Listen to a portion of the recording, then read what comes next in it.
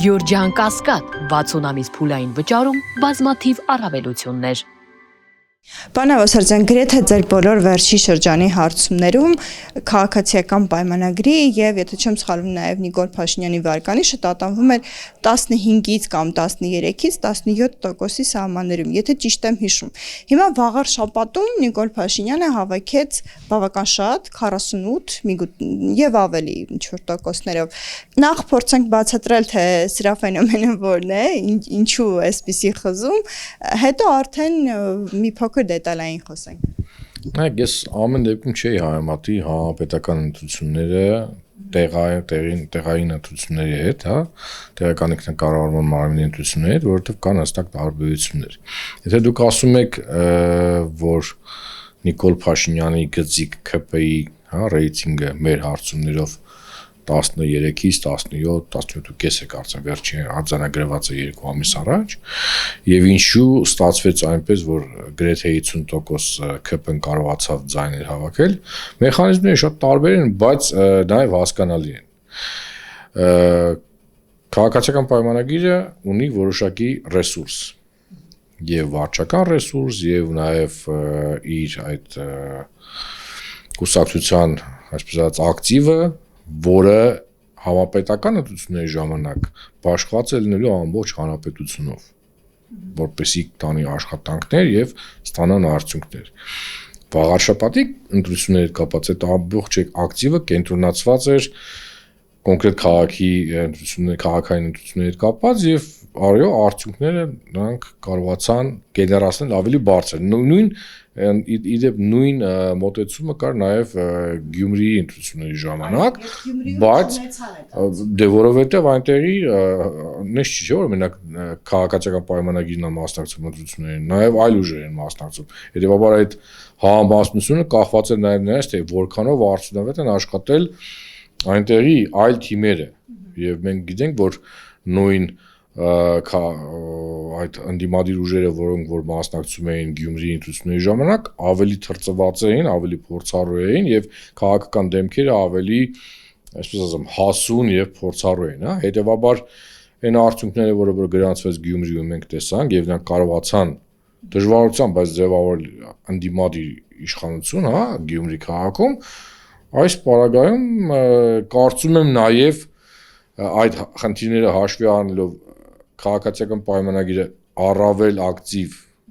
աշխատեց, որովհետև ես կարծում եմ, եթե հանգարցակի իրեն գրանցեն վատ ցուցանիշներ, դա ազդեցություն կունենար կոնկրետ անձանց վրա ԿՊ-ի ներսում, եւ նրանք այն ժողովրդականացում իրանց ճղելով փորձեցին առավելագույնը ստանալ այս ընտրություններում։ Հիմա կարող են քննարկել որոնք էին օրինական, որոնք ոչ օրինական, հա, եղել են ընտրախախտումներ, չեն եղել, ինչ մեթոդիկաներ են կիրառվել, բայց կարծում եմ նրանց միտվածությունը դեպի արդյունք առավել էր, քան Գյումրիում։ Եվ դրա հետ մեկտեղ մենք տեսանք, որ անդիմադիր ուժերը, չնայած կային 2-3 ուժ, ովքեր որը որ բավական բարձր ցուցանիշներ են գրանցել, կարծեմ մեկը հաղթանակ, հա, այդ դաշինքն է, բավականին պետք է ասել, որ բավականին պատկառելի արդյունք են գրանցել, հա, եւ այդ երիտասարդը Սևակ, հա, Սևակ Խաչատրյանը կարծում եմ, որ շատ արդյունավետ աշխատել է, որովհետեւ եթե մենք նայենք հետադարձ հայացքով 2 ամիս առաջ, Սևակ Խաչատրյանի մասին գրեթե ոչ մի տեղեկություններ չուներ, հա, կարող է ներ որոշակի շրջանակներում ինքը հայտնի էր, բայց քաղաքական դաշտում այդ երիտասարդը հայտնի չէր։ Նա կարծում եմ իր աշխատանքով այսօր բավական լավ հայտ է ներկայացնել, որպեսզի հետագայում եւս ունենա հաջողություններ քաղաքական դաշտում։ Եվ կարծում եմ նրանց աշխատանքը բավական արդյունավետ էր։ Եվ այստեղ էլ եմ ասում,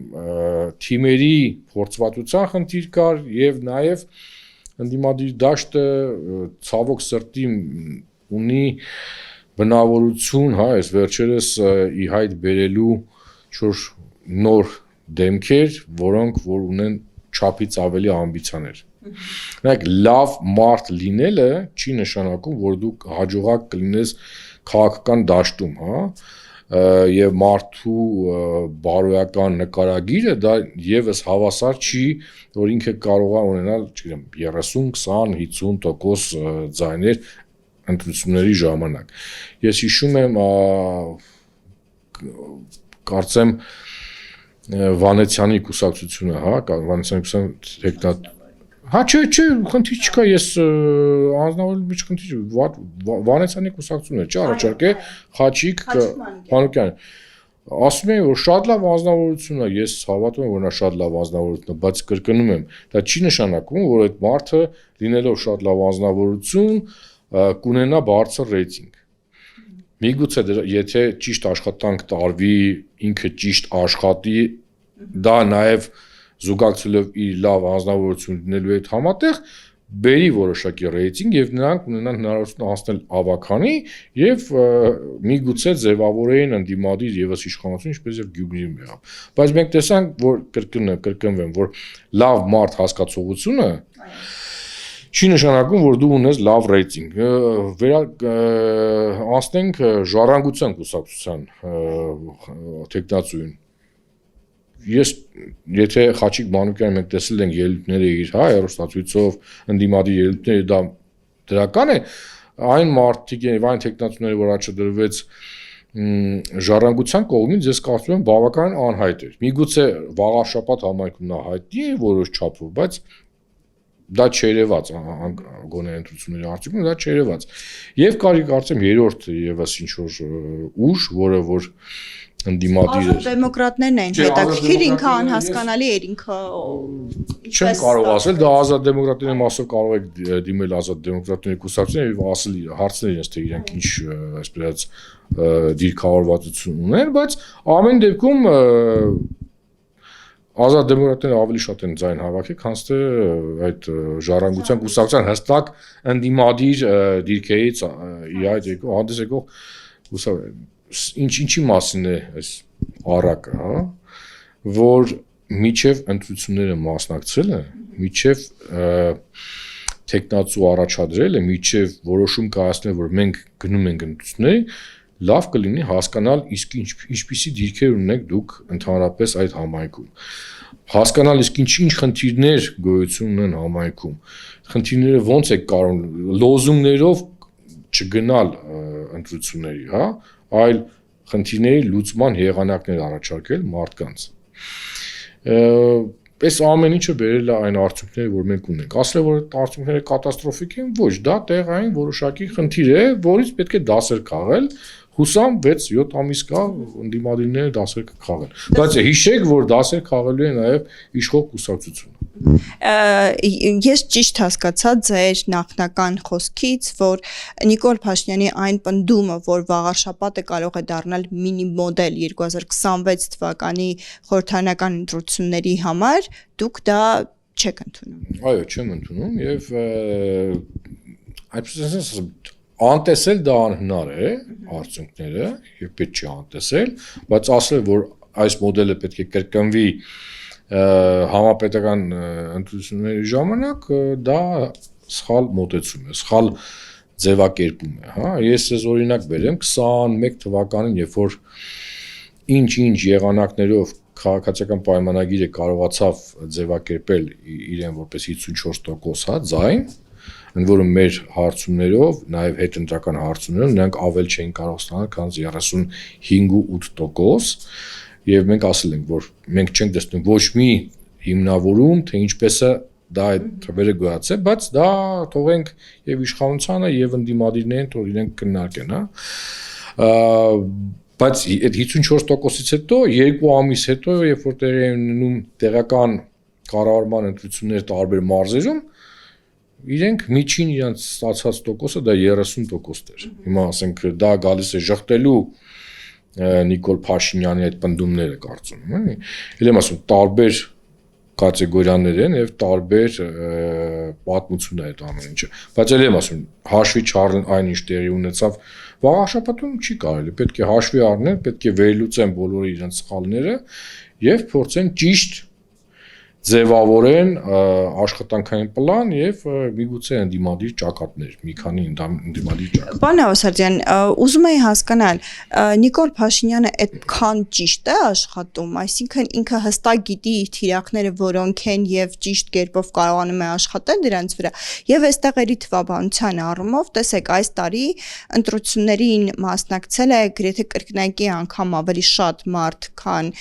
մասնակցել էր նախորդ ընտրություններին էլի վաղարշաբաթի եւ Խոյ համայնքը միասին վերցրած ի դեպ ասած, թեև այս տարի միացած էր, բայց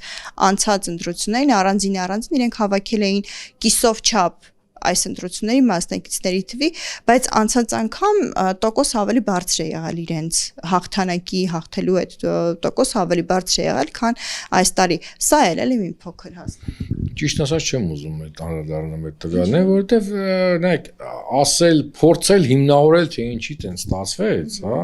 դե ինչքանով էր լավ, թե ինչքանով էր վատ արդյունքները, հիմա մենք ունենք այն ինչ ունենք։ Եկեք հասկանանք ինչի է դա ձևավորվել, հա, ես չեմ ասում անտեսեք է ձեր ասածը, բայց ինչ որ զուգահեռներ տանել, փորձել հիմնավորել, որ այդքան էլ միգուցե հաղթանակ չէ, այդքան էլ մոռանակ է տանը, չէ։ Վերադառնալով ձեր հարցին արդյոք Նիկոլ Փաշինյանը պատկերացնում է ով է իր էլեկտորատը եւ պատկերացնում է թե ինչպես է պետք իրենց հետ աշխատել, այո, պետք է արձանագրեն, որ եթե մենք նայում ենք քաղաքական դաշտը որպես իշխանություն եւ ընդդիմություն, հա, հավաքական այս կերպարները, այո, պետք է խոստովանեն, որ Նիկոլ Փաշինյանը առավել տիրապետում է իր էլեկտորատը ովքեր են եւ գիտի թե ինչպես իրենց հետ աշխատել։ Այստեղ ուրիշ հարց է թե ով է իրեն այդ խորհուրդները տալի եւ ինչպես է ինքը այդ ամեն ինչը կիրառում։ Բայց ինքը ավելի լավ է դա անում, քան թե ընդդիմությունը իր պոտենցիալ էլեկտորատի հետ։ Ովքեր են այդ էլեկտորատը, եթե կարելի է մեկնարկել։ Ես նայեք շատ մոտավոր կարող եմ ասել, որովհետև ամեն դեպքում որոշակի փոփոխություններ տեղի ունենում, բայց օրինակ 55 տարեկան եւ ավելի կանանց մեջ ավելի շատ կան ընտրողներ Նիկոլ Փաշինյանի, քան այլ տարիքային կամ սեռային խմբերում, հա։ Մարզերում ավելի շատ են, չեմ ասում մարզերում գերադասում են, բայց մարզերում նրա ընտրողները ավելի շատ են, քան թե Երևանում։ Երևանը ավելի շատ ընդդիմադիր կեցվածք ունի, եթե մենք ընդհանրացված ենք նայում, հա, բայց այս իմ ասածը, հա, մոտավոր պատկերացում ես պատկերացում են։ Ես վստահ եմ, որ Նիկոլ Փաշինյանը իր թիմը, իր, այսպես ասած, back office-ը շատ ավելի լավ տիրապետում է, թե ովքեր են հակված կամ ովքեր են իրենց հավանություն տալ իրենց աշխատանքին եւ ովքեր այդ կուր զանգվածը, որը որ Նիկոլ Փաշինյանի հավատարիմ քվեարկողներն են եւ այն պոտենցիալը, որը ինքը կարող է տեսնել հետազոտությունների միջոցով կամ ասենք այլ եղանակներով, նա փորձում է աշխատել իրենց հետ։ Ես շատ անգամ տեսնում եմ ընդդիմադիր ուժեր, ովքեր որ փորձում են այդ 15, 17, չգիտեմ, քանի տոկոսը որ ունի Նիկոլ Փաշինյանը կամ կարող ունենալ, փորձում են այդ տոկոսները, ասում են ինչ անենք, որ իրենց տոկոսները նվազի։ Ես խորհուրդ եմ տվել, խորհուրդ եմ տալի, խորհուրդ կտամ չփորձել այդ կուր զանգվածը ձևափոխել, հա, նրանց կարծիքները, որովհետև դա շատ դժվար է լինել, գրեթե անհնար։ Որովհետև եթե միջև հիմա այդպես է, ես կարծում եմ սրանից հետո եւս այդպես կլինի, այդ ընդհանուր զանգվածը չափվում է 100%-ով։ Եթե 100%-ի մեջ դիցուկ 17-18%-ը Նիկոլ Փաշինյանն է, իրենք ունեն մոտ 80%-անոց դաշտ, հա, մոտավոր եմ ասում, հա, ում հետ կարող են աշխատել։ Կան տարբեր ընդդիմադիր ուժեր, չի լինում մեկ ընդդիմադիր ուժ, հա, մենք ունենք առնվազն 4-ից 5 պոտենցիալ ձևավորվող ճակատներ ընդդիմադիր, որոնք կարող են փորձել թիրախավորել տարբեր մարդկանց ըստ իրենց պահանջների, ինչպիսի պահանջ ունեն, ասենք, իշխանություններից կամ ասենք մեր երկրից, հա, որպեսզի իրենց զգան ապահով, բարեկեցիկ եւ այլն եւ այլն եւ այլն։ Թե ինչ եղանակներով են դա տեսնում, որովհետեւ Նիկոլ Փաշինյանն էլ չէ, ասում ենք ուզում ենք ապահով երկիր սարքենք, հա, սոցիալապես, չգիտեմ, ասենք ապահով մարդիկ լինեն, չի ասում, չէ, մենք ուզում ենք լինենք վտանգավոր, այսինքն բոլորի մեսիջներն էլ դրականի տիրույթում են։ Եղանակներն են տարբեր, որոնք առաջ են քաշում այս կամ այն քաղաքական գործիչները։ Պարոն Ավասարյան, այս ընտրություններին մի ստվար զանգված ընտրողների, այդպես էլ ընտրատեղամաս չգնաց, չհասավ ընտրատեղամաս եւ նաեւ ձեր հարցումներն են վկայում, որ մոտավորապես 70% գումարած հանած ինչ-որ տոկոս իներտ է, չի մասնակցում ընտրություններին եւ այլն։ Հիմա դուք էլ եք ասում այդ 17% կամ 20% հանգիստ թողեք եւ աշխատեք մյուսների վրա։ Ինչ պիտի անի կամ ինչպես է հնարավոր կամ հնարավոր է արդյոք այդ ընտրազանգվածին փորձել շարժել, բերել ընտրատեղամաս, այսինքն որը պիտի լինի այդ ուժը, որ իրենց պիտի բերի։ Ինչու չեն կարողանում բերել։ Հուսամ մոտակա 1-2 ամսվա ընթացքում խաշի սեզոնը կանցնի եւ բոլոր հետաքրքրված քաղաքական ուժերը եւ նրանց առաջնորդները կկենտրոնանան, ինչպես նաեւ կենտրոնանալու իշխանությունը, հա, կկենտրոնանան եւ կմշակեն այնպիսի ծրագրեր, որոնք կհետաքրքրեն այդ ձեր եւ մեր նշած, ասենք 50-60%-ին։ Այնպես չի, որ մարդիկ ուղղակի պրինցիպիալ չեն գնում ընտրությունների։ Իսկ միգուցե իրանք չեն տեսնում այն ուժը կամ այն գաղափարները, որոնց իրենք կարող են հավատալ, որոնց իրենք կարող են դուր գալ, հա, հետեւաբար խնդիրը այն չի, որ պետք չի թիրախավորել մարդկանց, ասել այ դուք չեք գնում ընտրությունների, իսկ միգուցե դուք չեք կարողանում ճիշտ բացատրել, թե ինչու նրանք պետք է գնան ընտրությունների։ Այս դաշտում է, այս տիրույթում է պետք է։ Ասածս ինչ է, որ պետք է աշխատել, աշխատելը նշանակում է նաև, որ պետք է ճիշտ աշխատել, շարժումները եւ ասենք ջանքերը չի նշանակում, որ ամեն ինչը ճիշտ է։ Պետք է հասկանալ, թե ինչպեսի ճիշտ աշխատանք է պետք տանել։ Դրա համար կան քաղտեխնոլոգներ, քաղաքագետներ, սոցիոլոգներ, ընդ որում չեմ ասում, որ կան մեզի դիմեն, ասենք, մենք ով կդիմի, կան դաշտում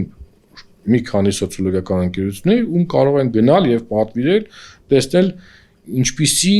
պահանջմունքներ կան մեր հասարակությունում, հա, եւ ինչպես իրենք կարող են դա բավարարել, դա մարքեթինգի այսպես հիմնադրույթներից եմ ես ասում, հա, որովհետեւ քաղաքական դաշտը եւս պետք է որոշակի մարքեթինգային գործունեություն իրականացնի, մարքեթինգային գործիքներ կիրառի, որպեսզի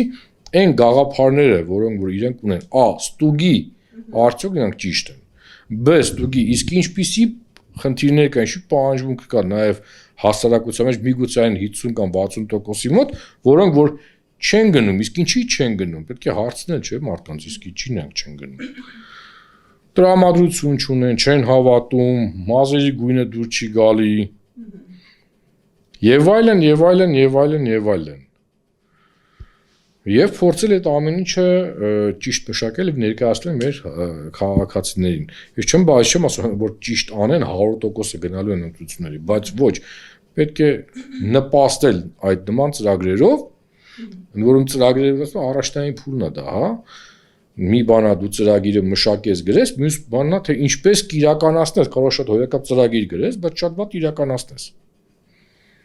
Եվ մի բան էլ կար, Նիկոլ Փաշինյանը իր շնորհավորական Արգիշտի Մեխակյանի շնորհավորական ուղերձում խոսում էր այն մասին, որ էջմիածնեցին իր քվեով իրենց նոր լիցք հաղորդեց, ինչ որ նոր այսպես ազդակ տվեց, որ իրենց ծրագիրը վեհարանն ազատելու ճիշտ ուղու վրա են եւ այլն։ Ես ուզում եմ հարցնել, դուք ունեք որոշակի տվյալներ եկեղեցու դեմ այս պայքարը ավելի շատ օգնեց Նիկոլ Փաշինյանին, թե վնասեց եւ կարելի է արդյոք մեկ համայնքի, որովհետեւ այդ համայնքում է գտնվում Մայրաթոր Սուրբ Էջմիածինը, նման ազդակ տալու ինչ որ երաշխիք համարել։ Նախ Նիկոլ Փաշինյանը ազատ անկախ Հայաստանի Հանրապետության քաղաքացի է եւ ինքը իրավունք ունի արտահայտել իր կարծիքները, որոնք պարտադիր չի որ լինեն ճիշտ, կարևորը որ լինեն նրանք ցենզուրայի շրջանակներում։ Հետևաբար ասում եմ դուք էլ ասեք, ասել է, կարծիքը հայտնել է, դոգմա չի։ Երկրորդը շատ սխալ է տարածել, կրկնեմ, Վաղարշապատի արդյունքները հանրապետական կտրվածքով եւ երրորդ իսկով ասում, որ հայ առաքելական եկեղեցին պատկանում է Վաղարշապատին։ Դրանք համայն ազգության, հայության առաքելական եկեղեցին է, հետեւաբար այդտեղ կապել դա որոշակի տեղանքի հետ, դա ապուշություն է առնվազն։ Հետեւաբար ես կարծում եմ, որ այն ջանքերը, որ Նիկոլ Փաշինյանը կատարում է վերաբերյալ այդ կաթողիկոսի խնդրի հետ,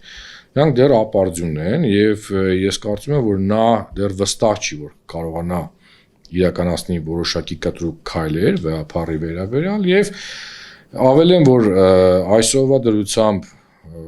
վստահությունը դեպի եկեղեցի 70%-ից ավել է։ Դա